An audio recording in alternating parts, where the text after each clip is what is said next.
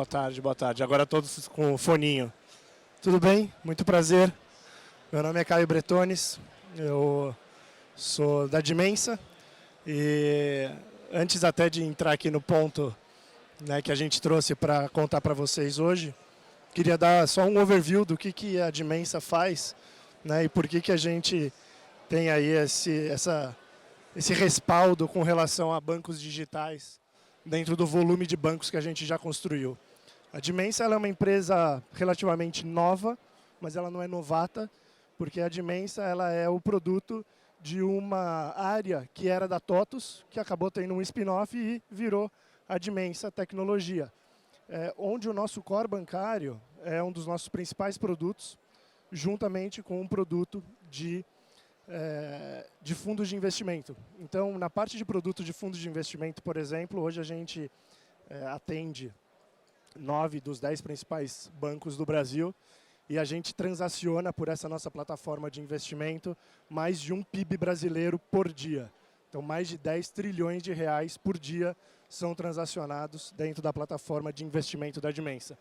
E, para todo mundo aqui, o universo de core bancário, a gente entra na esfera também de Banking as a Service, onde a gente tem a DOC como um grande parceiro estratégico das nossas soluções, onde a gente constrói aqui toda a parte de interface e toda a parte de orquestração das regras de negócio. Então, hoje, a gente tem ali um grande orquestrador de regras de negócio e também construímos, sob medida, as soluções de banco digital e temos muitos projetos integrados com a DOC.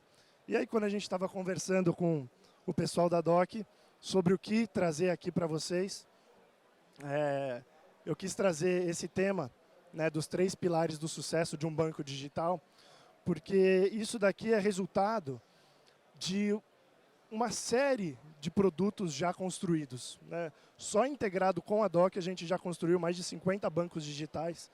E aí você fala, pô, mas como assim, né? Tudo isso de banco digital?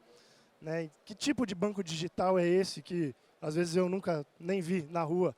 Né? Porque você escuta falar de várias empresas se bancarizando e você fala, mas como que isso me atinge? Né? Muitas vezes não atinge, mas eu vou contar para vocês o que a gente tirou de aprendizado de todos esses mais de 50 bancos digitais que principalmente a gente fez já com a DOC, e um pouco aí desse nosso aprendizado.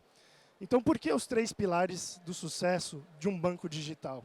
Quando a gente fala, né, banco digital de nicho, né, o que é isso? Quando a gente fintechiza uma empresa de economia tradicional. A gente começou a fazer isso tantas e tantas vezes que a gente começou a olhar e falar, por que essas daqui prosperaram, né, deram certo, e por que essas daqui não prosperaram? O que aconteceu nesse meio do caminho? E a gente começou a entender e criar ali toda uma tese do porquê essas daqui prosperaram e essas daqui não prosperaram. Então, é assim que eu quero começar o tema aqui de hoje, né, que são os 3 pilares do sucesso de um banco digital. Então, o primeiro deles, dos que prosperaram, que eu quero trazer aqui para vocês, é justamente por trabalhar num nicho específico. E o que é trabalhar num nicho específico, né? A gente teve clientes que o cara chegava e falava, eu vou concorrer com o Nubank e tal. Então, esse daí, claro, que está na lista aqui dos que não prosperou. Mas a gente tem outros cases que justamente é o que eu comentei sobre a fintechização da própria empresa de economia tradicional, onde ela trabalha dentro de um nicho específico.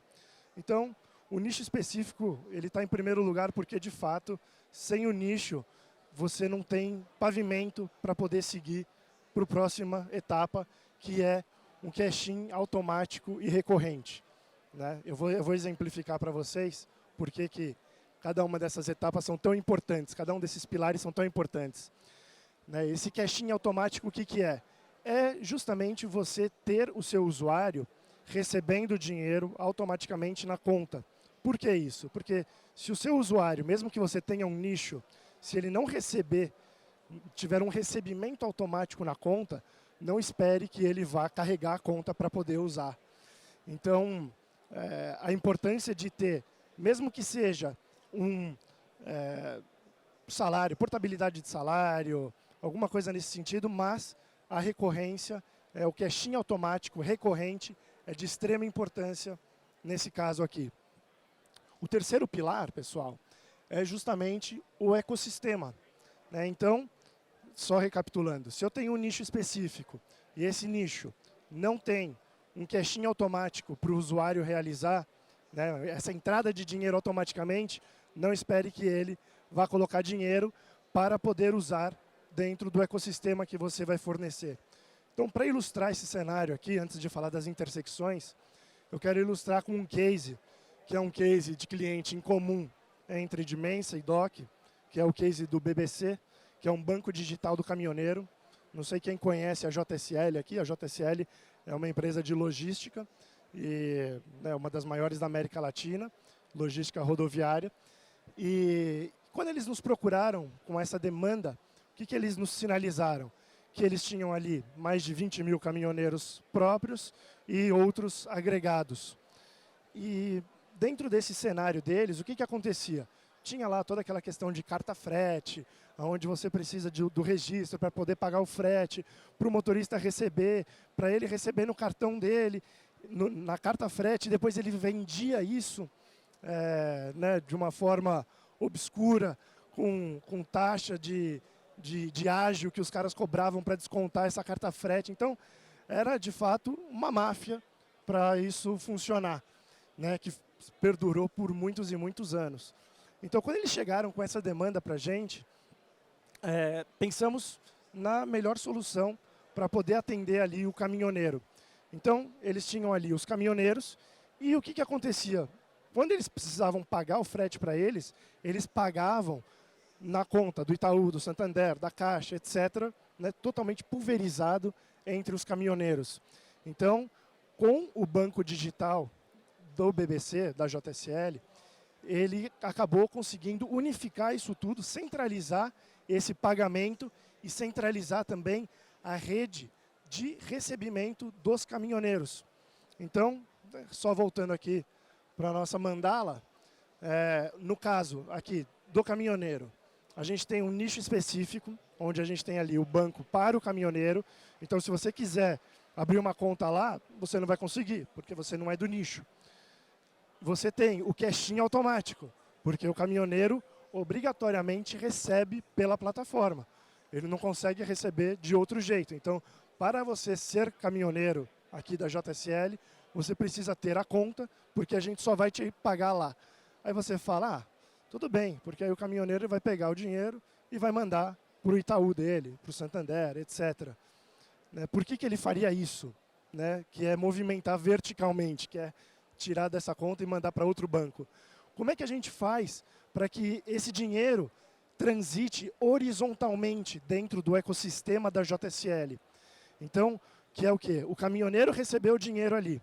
A partir do momento que ele recebeu esse valor do frete e tudo mais, se eu fornecer para ele todo um ecossistema, então, crédito, né, oferta e uma proximidade fácil e prática para ele ter acesso a crédito, para ele poder antecipar recebíveis de frete que ele está fazendo, rede credenciada, então, né, os postos credenciados, onde o caminhoneiro ele pode ter desconto no combustível, onde ele pode ter a possibilidade de sacar no caixa na rede credenciada, ele não precisa ir na rede 24 horas e pagar aquela fortuna para poder sacar dinheiro. Então a gente começa a criar todo esse ecossistema para que o usuário ele faça o uso da plataforma para que esse dinheiro ande de lado na plataforma, ou seja, ele vai dar conta do caminhoneiro e esse dinheiro vai para a conta depois do posto, que está dentro do banco BBC, depois do posto, esse dinheiro vai para o combustível, que também o distribuidor está dentro do banco BBC, então esse dinheiro acaba andando de lado dentro de toda essa solução. E aí, quando a gente fala aqui das intersecções, né?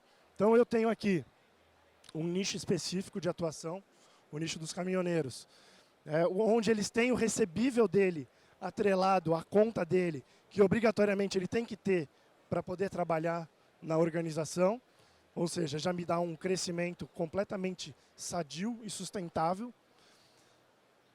Quando eu mantenho esse usuário na plataforma e eu fidelizo ele, criando essas ações, criando rede credenciada, criando ali formatos dele usufruir e ter ali uma vida financeira saudável, porque no momento que eu consigo oferecer para ele opções de investimento e tudo, ele não precisa de outro banco. Então, eu fidelizo esse cara, né, na intersecção entre caixinha automático e a criação aqui do ecossistema para ele, e isso tudo vai me dando o quê? Mais e mais dados para tomada de decisão, para que a gente possa evoluir o produto, para que a gente possa construir e pensar em novos produtos financeiros dentro desse ecossistema para ajudar o nosso usuário final. Então, quando a gente fala do sucesso de um produto digital, e aqui eu posso citar vários como exemplo de sucesso, todos eles têm esses 3 pilares em comum, que são extremamente claros para quem está olhando de fora. E para o usuário, às vezes, ele simplesmente começa a usar, não para mais, e ele foi ali, né, fisgado por esses 3 pilares. Então, tanto do lado do balcão da JSL, que é ali a criadora do produto, né, da necessidade, da demanda, assim como o usuário final do outro lado do balcão, eles estão sendo impactados da mesma forma, né, o usuário, com todos os benefícios, com todas as regalias que ele está conquistando por ter a conta digital do BBC, e o próprio BBC, onde ele consegue monetizar de diversas formas. Então, aquele papo de que acabou o TED, não vai dar para monetizar mais, isso já é coisa do passado, né? Veio o Pix, e o Pix, na verdade, para quem é o dono do banco, ele só tem custo praticamente, né? Porque você só consegue monetizar para PJ. E então, se você depender, né, de TED, de Pix, de valor de rebate, realmente é um produto que não vai prosperar, né? Então, quando a gente trabalha aí os planos de negócio, entende qual que são as regras de negócio aplicadas aos produtos que a gente cria, a gente tenta trazer esses 3 pilares, fazer com que o dono do banco se force a olhar para esses 3 pilares, e aí ele vai construir algo de uma maneira muito mais orgânica, né? Então, o ecossistema ele vem para coroar toda essa solução, que faz com que a gente consiga manter o usuário ali dentro, processando, e assim, consequentemente, o dono do banco digital prosperando e ganhando ali taxas, por exemplo, de crédito. No crédito é onde você tem uma margem boa, uma spread boa, para você poder negociar, antecipar recebível. Então, tem alguns formatos que hoje não dá para depender mais de TED, de Pix, de repasses ali de pequenos serviços financeiros, mas sim nessa criação de um ecossistema, nessa criação do embedded finance para dentro daquela organização que não necessariamente é uma organização financeira, né? O que a gente mais atende são empresas de economia tradicional que querem se fintechizar. Você não precisa ser IP, não precisa ser IF, né, instituição de pagamento, instituição financeira, não precisa de nada disso, né? Hoje a gente tem a tecnologia aqui da DOC que permite com que a empresa não precise se preocupar com nada relacionado, né, a compliance, a PLD, né, porque eles cuidam desse trabalho que é extremamente chato e deixa só a parte legal, que é a parte operacional, né, do dono do banco poder pensar em estratégia, poder pensar ali em formas de conseguir monetizar usando o nicho dele e o ecossistema que, consequentemente, ele cria para poder atender essa galera. Então, esse daqui é o trio aqui que, de fato, quem estiver pensando, né, ou ouvir alguma demanda com relação à criação de banco digital, é algo que a gente precisa se atentar, são esses 3 pilares do sucesso de um banco digital. Então, eram essas as dicas que eu queria trazer aqui para vocês. estou aqui à disposição, se alguém quiser fazer alguma pergunta, qualquer dúvida, interação, estamos aqui à disposição. E a gente fala com um pouquinho de entendimento aqui da DOC, a nossa relação também já é extremamente longa, então de conhecimento da empresa, de conhecimento da documentação de APIs, o que é extremamente relevante, e dessa sinergia entre DOC e Dimensa, no sentido da criação do produto. Então, a DOC sozinha não consegue chegar nesse nível e a gente sozinho também não consegue chegar nesse nível.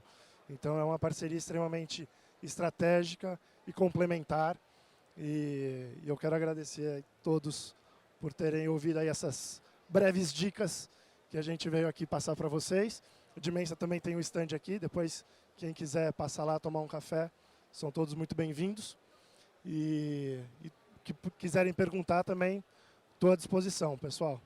Muito obrigado. Obrigado, galera. Aí, se alguém quiser perguntar, me avisa que eu preciso pôr um fone. No comecinho do ano, eu trabalhava num banco e dentro do banco eu trabalhava... Vocês estão me ouvindo? Agora sim. É melhor eu ficar com fone. E dentro do banco, eu atuava em 2 projetos distintos, mas também com o mesmo objetivo, olhando para um nicho. Então, assim, parabéns pela solução. E quando eu trabalhava no banco, a gente olhava para um segmento universitário e o segmento de startup para agronegócio. Que são nichos completamente diferentes. Quando a gente fala de banco, o risco é diferente. Sim. Eu não vou olhar para você, para o seu pai, para sua mãe e colocar o mesmo risco, né? Para oferecer crédito, por exemplo. Pensando até nesse case que você mostrou, que é de caminhoneiro.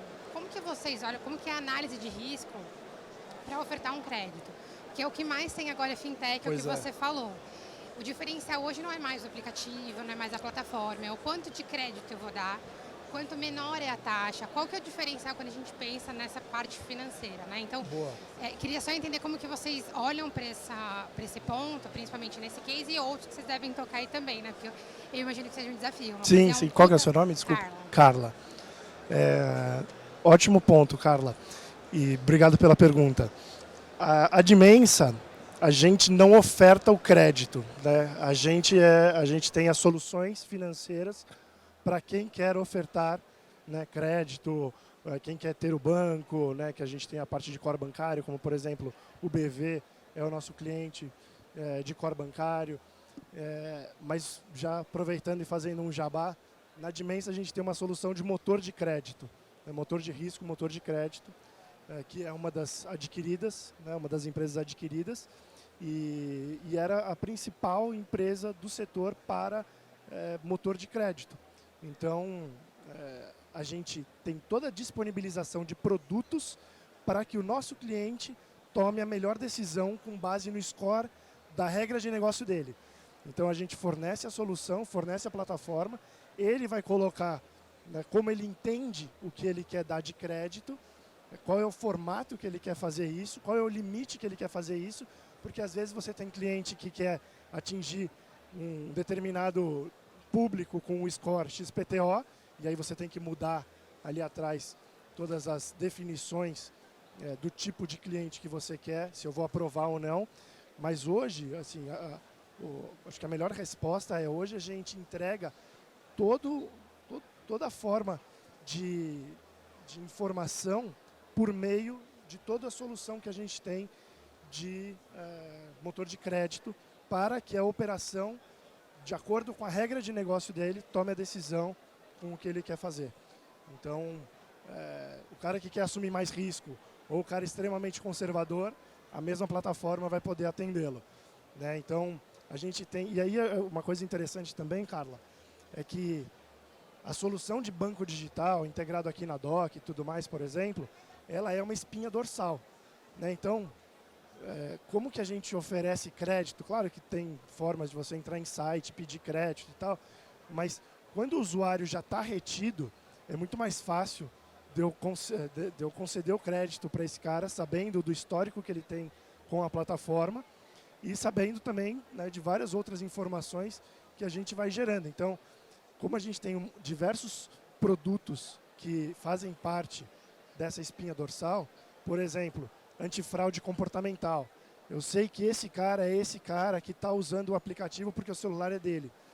Então, se eu sei que esse cara não trocou o cartão SIM dele, por exemplo, e esse cartão, o SIM card dele, é dele, ou seja, não é tentativa de fraude, você vai oferecendo outras formas de dar um score além dos próprios CPF dele e o que tem no mercado. Então você dá um score atrelado a isso, um score praticamente comportamental, sabendo que esse cara é o cara que está falando que é, e eu tenho aqui o score de crédito dele. Então você pode fazer dependendo da estratégia de quem for o dono do banco, pode fazer esse mix de possibilidades para a gente conseguir ter, né, o cliente certo para o crédito certo, né? Porque esse de fato é um desafio gigante hoje em dia. Né? Obrigada. Valeu.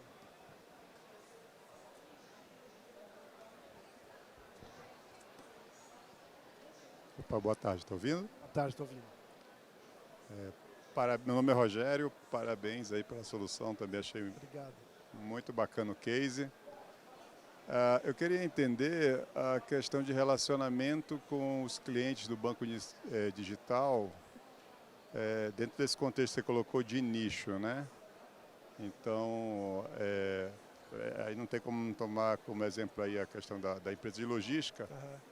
A relação dela ali com os caminhoneiros tem uma diversidade, sei lá, de atividades, processos, que ela precisa se relacionar. Imagino lá que ela tem um Sim. CRM, enquanto os caminhoneiros na posição de cliente dela, alguma coisa assim. E eles também são os clientes do banco digital, assim. Então,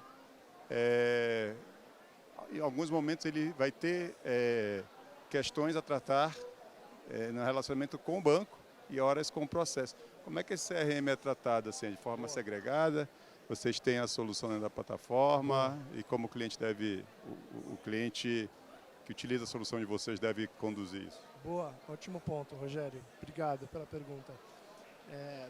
No caso da JSL, especificamente, é uma operação que já tem, né, uma maturidade grande, é uma operação de quase 5 anos, que a gente começou ali quase como uma aventura, né? Vamos testar aqui, vamos fazer, e hoje, de fato, transaciona milhões por dia.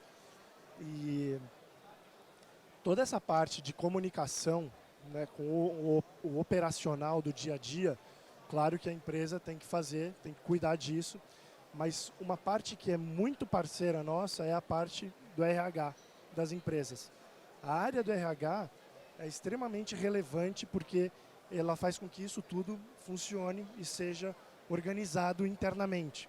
Agora, a orquestração com relação à parte de tecnologia, então, o nosso back-end, que é o back-end master, de inteligência do negócio. Então, no momento que eu tenho ali a oferta de crédito, eu tenho a rede credenciada, eu tenho todas as transações dos meus usuários, isso tudo acontece num orquestrador.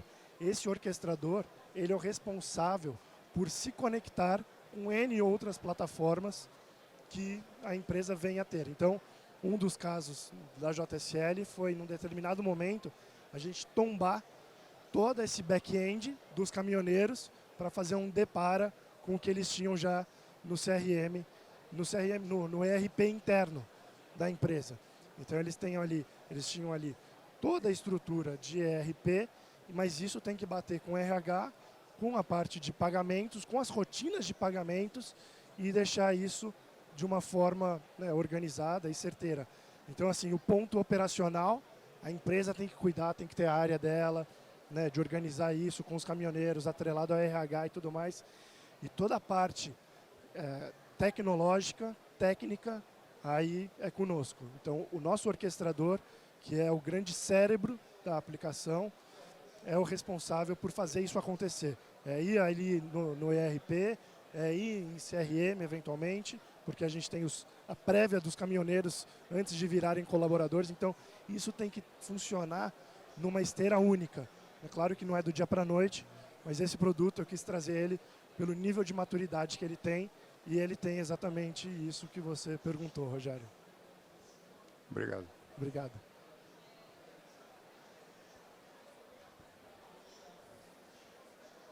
Tudo bem, Caio? Giovanni Guerra. Tudo O bom? Giovanni não me deixa mentir. Cliente nosso. Exatamente, somos clientes, né? Pois é. Ô, Caio, as estatísticas mostram que Muita gente tem conta no banco digital, seja ele de nicho ou não, mas mantém conta nos bancões, né? Então, quando você cria o nicho e cria essas facilidades com os dados que você tem, como é que fica essa relação? Quer dizer, vocês têm algum número a respeito disso? Por exemplo, olha, os X caminhoneiros, tantos por cento, pelos pagamentos feitos, estão transacionando mais aqui. Porque eu acho que o grande desafio é esse, né? Tirar o cara do bancão, porque a maioria mantém a conta meu. Eu mesmo tenho 2 digitais, mas mantenho no bancão também. Só essa relação aí. Pois é, bom ponto. É um desafio, é um desafio. Assim, como que eu posso dizer? Não é um objetivo, né? Falar, ó, agora você vai só transacionar por aqui, você não tem que ter conta em bancão. Esse nunca foi o objetivo de nenhum cliente nosso, né? Acho que nem o de vocês, pelo menos a gente nunca falou sobre isso. Mas o ponto com o nicho, como eu consigo engajar o máximo possível para esse cara ficar aqui dentro e esse dinheiro andar horizontalmente. Então, assim, não tem problema ele ter a conta no bancão dele, né? Às vezes ele vai ter coisas que eventualmente o banco de nicho não vai conseguir oferecer também, né? Às vezes tem bancos de nicho que estão testando uma ideia e o cara ele é uma conta pagamento, né? Então não é nem uma conta numerada, nominal. Então você tem bancos e bancos de nicho. Não é uma bandeira que eu vejo o pessoal levantar, precisamos fazer com que o cara não tenha mais a conta dele do Santander. Como eu consigo fazer com que isso funcione, que ele mantenha as 2 contas eventualmente e a gente consiga monetizar de uma forma saudável aqui desse lado no nicho. Porque se você trata bem o nicho com um caixinha automático e dando um ecossistema para ele interagir ali, é o que importa, porque a monetização automaticamente vai acontecer, né? Então, Ok. acho que não é um ponto de atenção para quem está estruturando um produto sob medida nesse nível, sabe? Obrigado, Caio. Se for o seu, você me avisa e a gente conversa. Não, meu... A gente pegando uns 75% aí tá bom. Pois é, pois é. Quem mais, galera? Dou-lhe uma? Então é isso. Obrigado, pessoal. Um abraço. Valeu.